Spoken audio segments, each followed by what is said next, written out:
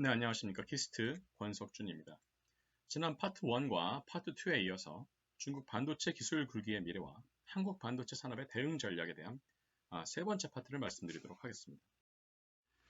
앞서 살펴봐 드린 것처럼 중국 반도체 산업은 현재 굉장한 성장세에 놓여 있지만 대내적으로는 재정적인 부담 그리고 버블, 대외적으로는 미중 간 기술 제재와 무역 제재로 인한 그 대외적인 불확실성이 누적되는 구조에서 중국이 내세우고 있는 반도체 굴기가 그들의 목표만큼 따라오지 못하는 형국이라고 말씀을 드린 바 있습니다.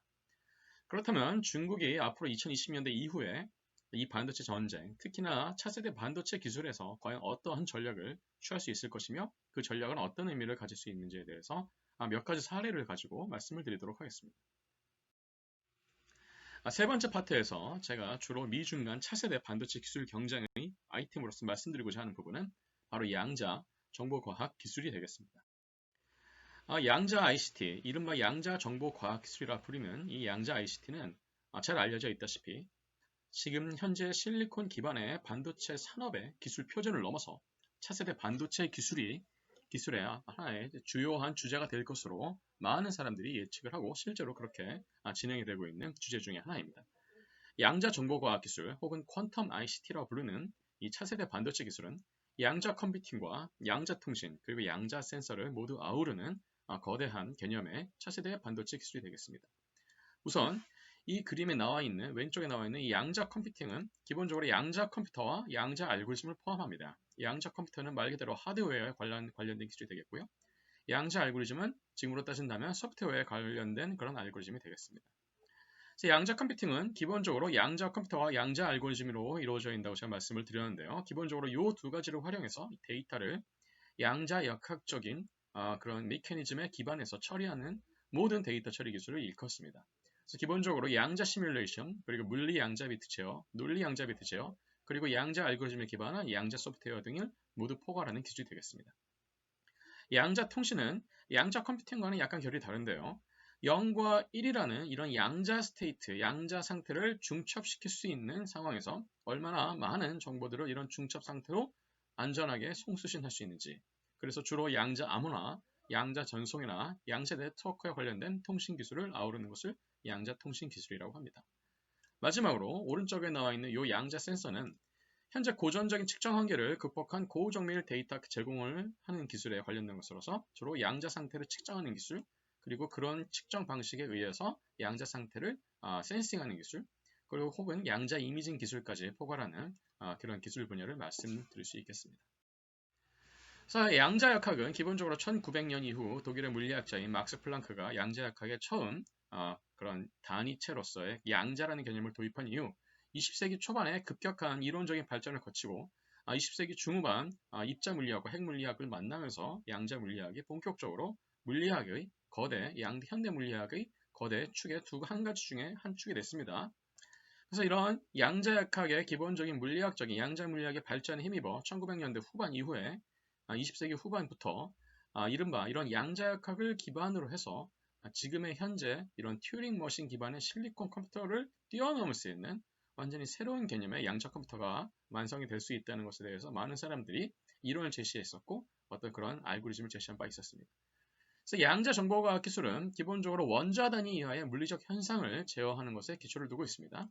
그래서 앞서 말씀드렸던 것처럼 두 상태가 중첩이 될 수 있다는 양자역학의 특성, 즉 0이면서 동시에 1인 상태, 측정하기 전에는 이 중첩이 된 상태의 실제 운명이 될지를 모르는 것이고요. 혹은 중첩이 되지 않는다 하더라도 굉장히 원거리에서 두 상호 보완적인 양자 상태가 서로 얽혀 있는 상태가 또 하나 양자역학의 특성 중에 하나입니다. 그래서 한 상태가 정해지면 나머지 상태는 아무리 거리가 멀고 먼 상태라고 하더라도 나머지 상태는 자동적으로 정해지는 그런 상태가 바로 양자의 얽힘이 되겠습니다. 또한 기본적으로 원자 단위 이하에서 일어나는 현상들이기 때문에 굉장히 불확실성에 많이 노출이 되어 있어서 잘 알려져 있다시피 하이젠버그의 불확성성 원리를 따라서 위치가 알려져 있으면 운동량을 알 수 없고 운동량이 알려져 있으면 위치를 정확하게 알 수 없다는 그런 불확정성을 기본적으로 내포하고 있습니다. 결국 양자역학에서 다루는 상태라는 것은 확률론적으로 논할 수밖에 없는, 수학적으로는 확률론적으로 논할 수밖에 없는 상태가 되는 것이죠. 또한 고전역학과는 달리 비가역성이 존재합니다. 한번 관측이 된 상태는 다시 원래의 상태로 보관하는 것이 불가능합니다. 즉 중첩이 안 되고 얽힐 수가 없다는 얘기가 되겠죠. 그래서 이렇게 원래의 전자공학하고는 완전히 결이 다른 양자역학의 특성들을 이용할 수 있고 이런 상태들을 하나의 정보의 단위로 이용할 수 있는 이론적인 근거가 있기 때문에 결국은 많은 사람들이 전자공학의 한계로 지적되고 있는 소자극소화의 대안으로 급부상하고 있다. 이렇게 말씀을 드릴 수 있겠습니다. 사실 2019년만 해도 이 양자 ICT 규모 자체는 시장성이 그렇게 높지는 않습니다. 약 6억 달러도 안 되는 굉장히 작은 시장이지만 물론 이렇게 작은 시장이 앞으로도 계속 작으리라는 보장은 없습니다. 약 20년, 10년 이내로 600억 달러까지 이 시장이 확대된 것으로 보이고요. 여기 보여드리지는 않았지만 2040년, 2050년이 되면은 물경 조 단위의 그런 큰 시장이 될 것으로 많은 예측 전문 기관들에서 전망을 내놓고 있습니다. 이러한 것은 다시 말씀드리면 연평균 약 50% 정도의 성장률을 보이고 있는 큰 시장이 될 것으로 예상할 수 있다는 부분이 되겠고요. 실제로 2025년 이후에는 아마존이나 페이스북, 구글이나 마이크로소프트 같은 글로벌 IT 대기업에서 이런 양자 ICT에 대해서 R&D 비용의 20% 이상을 투자할 것으로 예상할 수 있습니다. 이런 면만 보더라도 양자 정보과학 기술은 앞으로 굉장히 커지는 시장이 될 것이다 라고 예측할 수 있겠습니다. 비단 이런 ICT, 양자 ICT라는 것이 양자 컴퓨터에만 국한이 되는 것은 아니고요.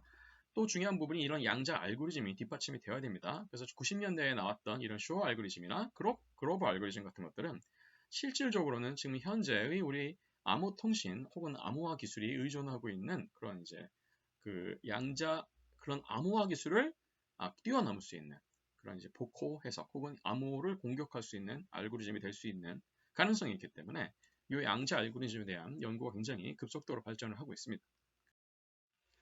그래서 양자 알고리즘 중에서 예를 들어서 이 쇼 알고리즘은 기존에 있었던 이런 소인수 분해의 속도를 이제 지수 함수에서 적어도 리니어 함수로 바꿀 수 있는 그런 가능성이 있다고 알려져 있고요. 그로버 알고리즘 같은 경우에는 굉장히 복잡한 데이터들을 정렬해서 특정한 데이터의 위치를 파악하고자 할 때 보통 이것도 말 그대로 이제 n의 거의 이제 자승에 비례하는 그런 계산 난이도였는데 이것을 루트 n까지 낮출 수 있다는 수학적인 증명이 됐습니다. 그래서 결국 이렇게 양자 역학에 기반한 양자 알고리즘, 쇼 알고리즘이나 그로버 알고리즘들이 실제로 기술적으로 실현이 된다고 했을 때 이런 알고리즘들은 현재의 대부분의 공개키 암호화 방식, RSA 같은 공개키 암호화 방식을 깰 수가 있습니다. 또 하나 재미있는 것은 비트코인 등의 블록체인들이 지금 바탕을 두고 있는 그 공유 체인, 그러니까 공유하고 있는 노드 간 순식간에 공유하고 있는 그런 노드 간 합의 알고리즘을 직접 공격할 수 있는 부분이 있어서 역시 이 블록체인 기술 역시 무용화될 가능성이 있습니다. 또한 이렇게 블록체인이나 공개 키 암호화 방식에 기반을 두고 있는 현대 금융 시스템의 암호화 체계 자체를 공격할 수 있는 가능성이 있죠. 여기 그 보안이 제가 말씀드리지는 않았습니다만은 정부의 기밀 문서를 보관하는 것도 결국은 이런 암호화 방식에 기초를 두고 있는데 이런 기초가 되는 암호화 방식을 공격할 수 있는 가능성이 있기 때문에 결국은 정보의 보안성 역시 취약점을 노출할 수밖에 없다는 것이 이런 양자 알고리즘의 굉장히 공격성, 위대한 아주 위험한 공격성이 되겠습니다. 이런 양자 알고리즘이 원래 90년대 초반에서 2000년대 초반까지만 해도 그냥 이론적인 체계에서만 머무는 수준이었는데 본격적으로 2010년대로 들어오겠으면서 이런 양자 알고리즘을 제한적이나마 어느 정도 한번 구현해 보자라는 시도가 있었고요. 대표적인 케이스가 바로 캐나다에 본사를 두고 있는 이 D-Wave라는 회사입니다. 그래서 2011년에 D-Wave 1을 시작을 해서 2017년에는 D-Wave 2000Q, 여기서 말하는 2000Q는 2000큐빗이라는 개념이 되겠는데요. 이런 게 큐빗이 하나 늘어날 때마다 처리할 수 있는 정보량은 자승으로 굉장히 증가하는 양상을 보이기 때문에 초반 1세대에 비해서 2000Q는 거의 수조 배 단위의 그런 성능의 강화를 보이고 있습니다. 물론 이런 지금 D-Wave에서 내놓는 양자 컴퓨터들은 일반인의 사용 목적이라기보다는 주로 군사용 그리고 정부 일부 기관에서 혹은 구글 같은 거대 대기업들이 이제 특이한 소프트웨어나 그런 알고리즘을 테스트하기 용도로 구입하고 있습니다.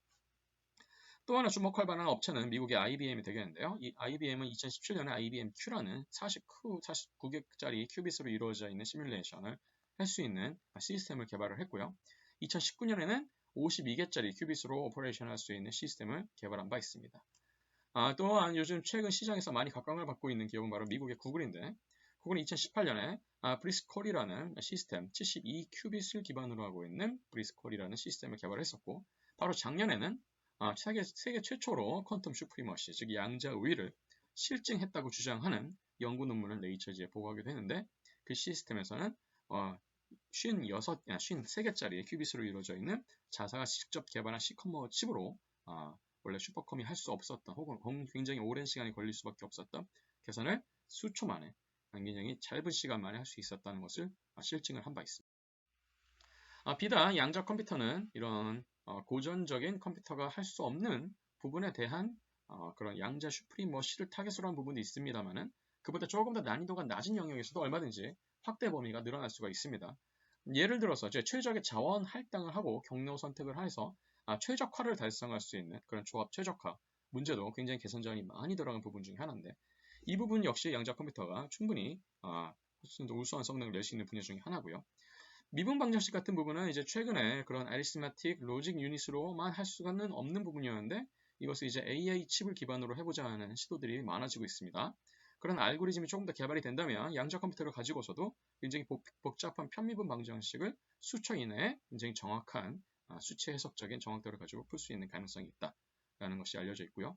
또한 최근에 이런 딥러닝에서 굉장히 크게 각광을 받고 있는 대형 사이즈의 텐서나 혹은 이제 매트릭스 데이터를 한꺼번에 처리하는 기술인 선형대수 알고리즘, 선형대수의 고유한 알고리즘 문제들을 풀 수 있는 그런 우수한 성능을 가지고 있다는 것도 잘 알려져 있습니다.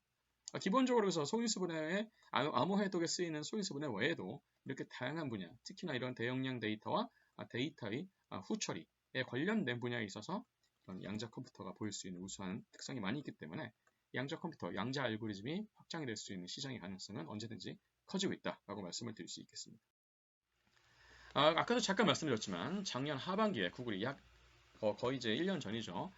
구글은 네이처지에 사상 최초로, 세계 최초로 퀀텀 슈프리머시, 양자 우위를 증명했다, 실증을 했다라는 취지의 요지의 논문을 발표한 적이 있습니다.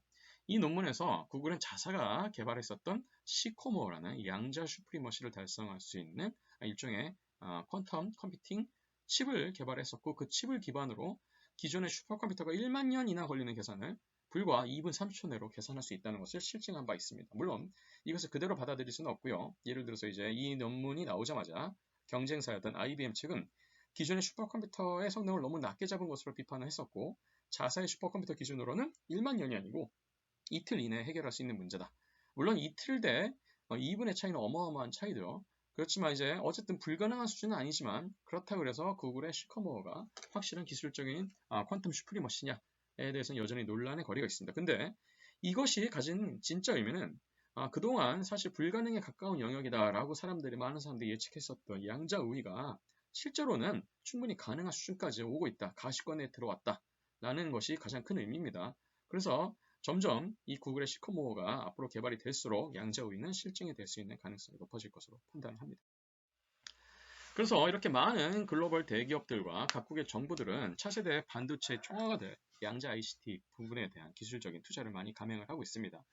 그런데 과거에 딥러닝이 그랬고 인공지능이 그랬던 것처럼 이 양자 컴퓨터 역시 우리가 흔히 얘기하는 같은 하이프 사이클을 거치게 될 것으로 예상을 합니다. 여기 나와 있는 이제 그래프의 Y축은 지금 이 기술 관심도라고 부르는 부분이죠. 지금 사람들이 점점 이 양자 컴퓨터에 대해서 관심도가 높아지고 있고 X축은 기술의 성숙도입니다. 그래서 관심도와 기술 성숙도가 비례하는 단계에서는 당연히 많은 투자가 몰리게 됩니다. 뭔가 이제 리니어하게 예측이 되니까요. 그래서 초반에 어떤 기술적인 실증이 된다 싶으면 이제 기술 촉발 단계를 거쳐서 어느 정도 기술이 이제는 괜찮아지겠다 싶지만 점점 그 이상으로 발전하는 여지가 안 보이게 되면 사람들의 마음속에는 네거티브한 감정이 생깁니다. 이거 안 되는 기술인 것 같다.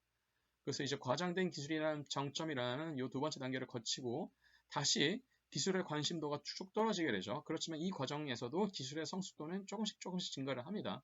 그렇지만 기술의 성숙도에 비해서 기술의 관심도가 급속히 죽기 때문에 이 구간을 우리는 죽음의 계곡이라 부릅니다. 그래서 많은 사기업들이 이 부분이 죽음의 계곡을 통해서 없어지거나 기술의 투자를 철회하곤 합니다. 그래서 이렇게 과장된 기술의 정점이 죽음의 계곡을 거쳐서 환멸의 저점을 찍고 난 이유가 바로 실제로 이 신기술들이 다시 시장에 진입하게 되는 시점이 되겠습니다. 환멸의 저점을 지나게 되면 다시 기술에 대한 재조명이 되고요. 그래서 이제 어느 정도 시장에 안착을 해서 생산성이 안정이 되는 시기에 도달하게 됩니다. 그래서 그 시점이 정확히 언제 될 것인지는 아무도 정확하게 예측할 수 없겠습니다만은 많은 기관들은 적어도 2030년대 이후에 500억 달러 정도의 규모로 어느 정도 확실한 시장이 형성이 되기 시작할 것이다. 물론 이 500억 달러는 굉장히 작은 숫자고요. 그보다 훨씬 더 큰 숫자로, 큰 규모로 성장을 할 것이다 라고 얘들 예상을 하고 있습니다. 아마 이 죽음의 계곡 동안에 반드시 기술이 어느 정도가 성숙이 되어야 될 부분이 몇 가지가 있는데요. 일단 기본적으로 아래에 나와 있는 표에서 보여드렸던 것처럼 2020년에는 적어도 고정밀의 광자 검출기가 필요합니다. 이것은 단광자식 싱글 포톤 기반의 양자 컴퓨터가 실제로 작동할 수 있는지, 그 신호를 광자 신호를 정확하게 전송해서 전송된 광자를 검출할 수 있는지에 대한 기술 실증이 반드시 필요한 마일스톤입니다. 그리고 약 2020년대 동안에는 양자 난수 발생기 그리고 고효율 양자 얽힘 상태 발생기가 반드시 필요합니다. 반드시 이런 양자 난수나 양자 얽힘 상태를 아예 인풋으로서 쓸 수 있는 가능성을 실현을 해야 되기 때문에 이것도 굉장히 중요한 마일스톤이 되겠습니다. 그리고 상대적으로 저온에서 동작할 수 있는 초전도 양자 컴퓨터가 필요하고요.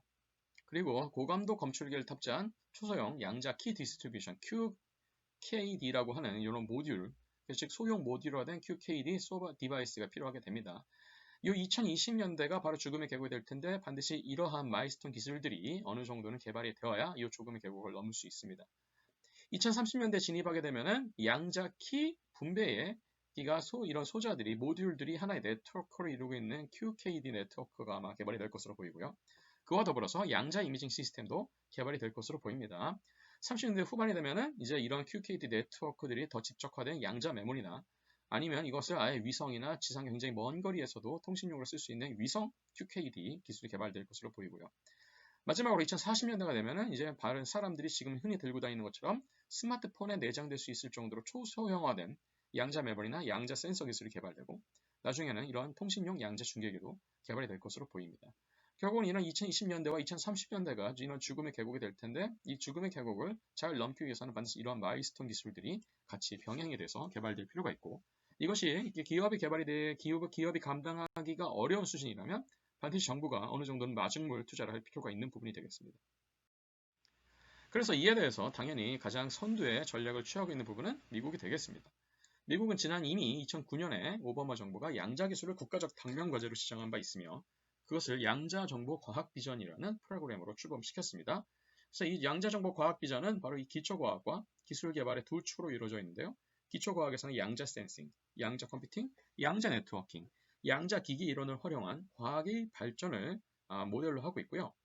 두 번째 기술 개발에서는 이런 지원 기술, 그 다음에 이거 양자 역학에 관련된 기초과학을 어떻게 우리가 응용할 수 있는, 양자 ICT로 응용할 수 있는 프로그램을 만들 수 있을 것이냐에 대한 부분, 즉 AI나 딥러닝 같은 굉장히 요새 각광을 받고 있는 그런 신기술 데이터 처리 기술과 응용이 되는 부분을 예상을 하고 있습니다. 또한 이 양자 통신 자체를 일종의 보안 요소로 응용하기 위한 기술도 역시 개발할 것이고요.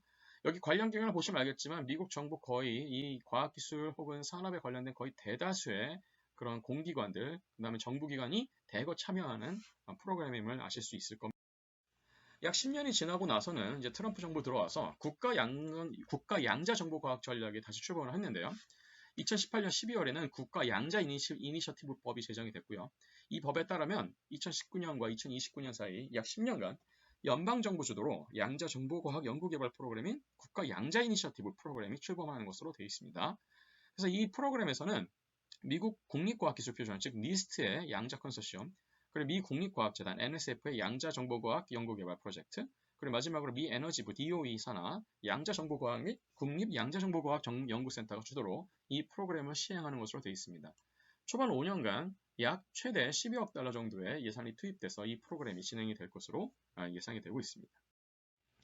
미국은 이 외에도 국가 양자 네트워크 전략도 세우고 있습니다. 2020년 올 2월이죠.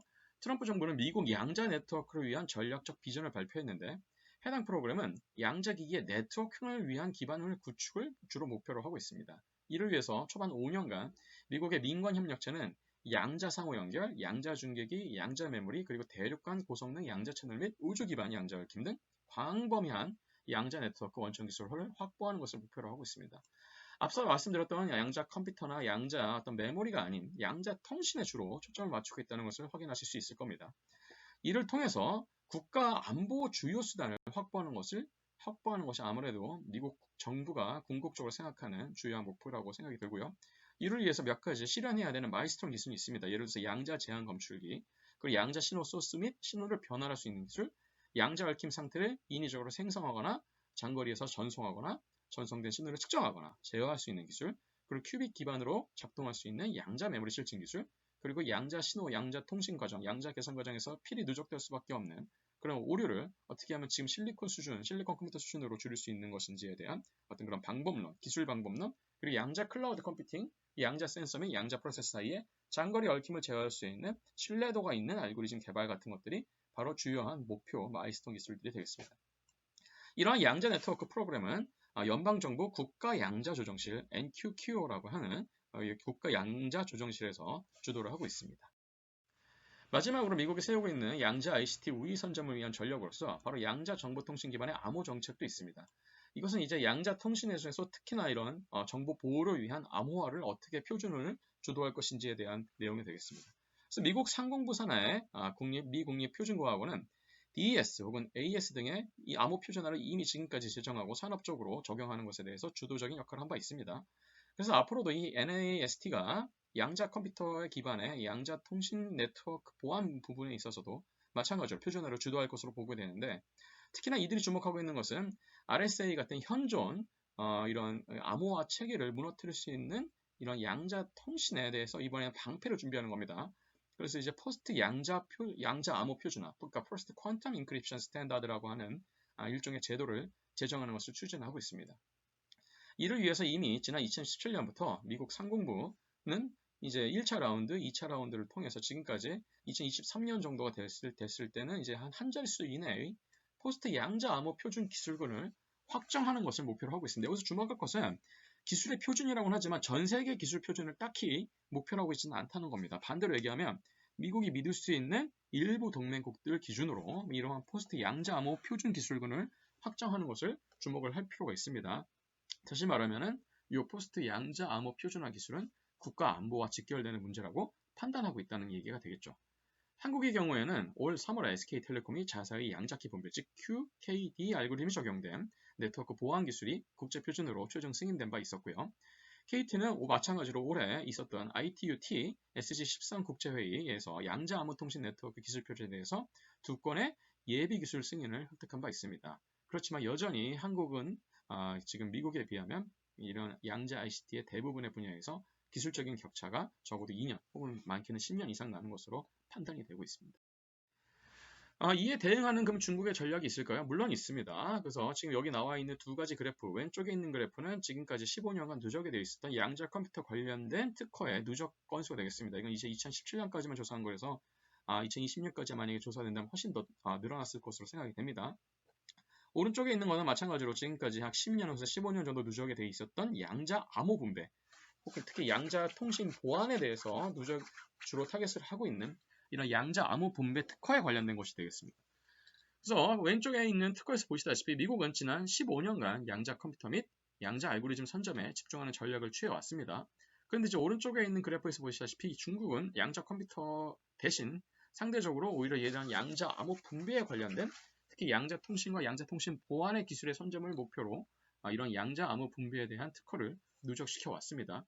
이는 다시 말하면 중국 자체가 정부 주도로 미국으로부터 자국의 정보 자산을 보호하고자 하는 목적에서 이런 양자 암호 기술, 양자 통신 기술에 집중하고 있는 모양새다라고 해석을 할 수 있겠습니다. 그래서 앞서 말씀드린 것처럼 중국의 전략은 중국은 이제 차세대 반도체 기술의 하나의 아주 굳건한 후보군으로서 이 양자 ICT 기술을 미국의 기업들과 직접적으로 경쟁하기를 원하지는 않습니다. 아까 말씀드렸던 것처럼 특허 횟수가 이미 어마어마하게 차이가 나고 있기 때문에 그렇죠. 대신 중국은 정부 주도로 2006년부터 계속 5개년 경제계획, 산업개발계획에 힘입어서 이런 양자 ICT 기술의 일부 기술을 자국의 중대 기초과학 중의 하나로 선정을 하고 이것의 산업적 응용에 대해서도 마찬가지로 많은 투자를 벌이고 있습니다. 특히 앞서서 말씀드렸던 것처럼 양자 컴퓨터보다 양자 통신에 더 주력하고 있다는 것을 우리는 주목할 필요가 있는데, 앞서도 말씀드렸던 것처럼 미국으로부터 중국 자체의 정보 보안을 강화하자는 목적이 있고요. 2030년까지는 국가전략구현의 6대 중대 과학기 프로젝트에 양자 컴퓨터와 함께 양대 축을 이루고 있다는 것에서도 우리는 중국이 얼마나 이 양자 통신, 보안 통신에 대해서 얼마나 지금 큰 관심을 가지고 있는지 우리는 엿볼 수 있습니다.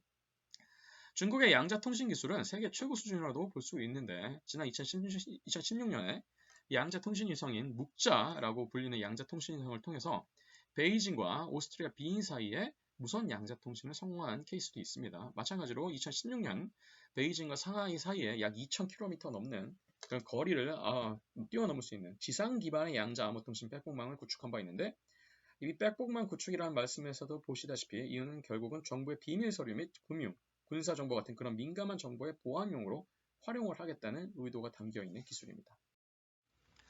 중국은 마지막으로 양자 센서 및 메모리 기술에도 많은 투자를 할 것으로 예상이 되는데, 이것은 당연히 미국의 첨단 군사 및 정보 감시 기술과 자산에 대비한 조치라고도 볼 수가 있겠습니다. 그래서 2017년 2월 중국 과학원 중심으로 알리바바, 텐센트, 화웨이 등이 참여하는 양자 센서 및 메모리 기술이 출범을 했고요. 2018년에는 양자 클라우드 컴퓨팅 플랫폼을 출시한 바 있고, 이를 위해서 지금 산등성 진안시 주변에 실리콘밸리를 본따서 퀀텀밸리, 양자 고기라 불리는 그런 퀀텀밸리를 조성하여 양자 ICT 산업이 점점 클러스터를 이루게끔 환경을 조성하고 있는 추세가 되겠습니다.